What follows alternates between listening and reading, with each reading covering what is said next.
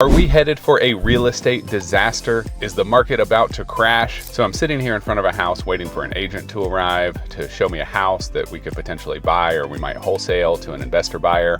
And somebody texted me and it's just asking me about the market and the situation going on with how houses are sitting on the retail market for so long right now. And the retail market is just so sluggish. And what people keep asking is like, are we headed into some sort of real estate disaster? Are we headed into some crash like we had in 2008? Last month in August of 2024, we had 60,000 buyer contracts canceled across the United States, which set an all-time record high. That is the most buyers who have ever backed out of contracts in a single month in real estate history. And that is a number that people look at to see how healthy is the real estate market. So is the real estate market healthy right now? No, it's not great, to be honest. But are we headed for a crash like 2008? Another statistic that you can look at is that the month before that, in July of 2024, we had the fewest retail sales since 2009, since right after the crash of 2008. So are we headed for another crash like 2008? In my personal opinion, and that's all this is my opinion, I don't think so. I mean, 2008, that bubble was burst because of some insane lending practices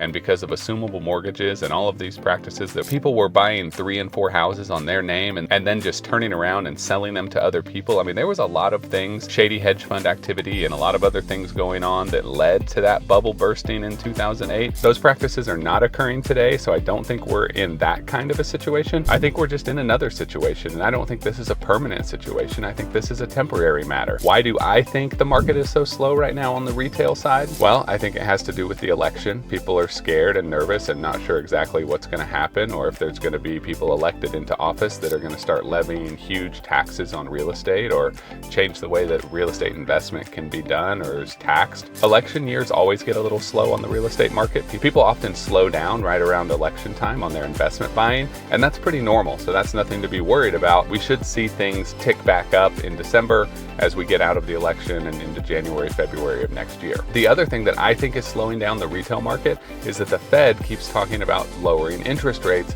but yet they are not doing it. So in this month, in September of 2024, there is supposed to be an interest rate drop. That's what they're saying. We'll see. I'm not holding my breath, but I know a lot of buyers are, and I think that's exactly what they're doing. They don't want to buy right before the rates drop, because then they have to tell people, oh, I paid this interest rate and now interest rates are lower, and then they feel bad. It's like a pride thing. It's not honestly going to affect their monthly payments that much, because even if there is a drop, it's not going to be a very major one. It's probably going to be a pretty minor drop. But either way, buyers are holding their breath. They're waiting because they want to buy their house after the interest rate drops. So that might give us a little spike.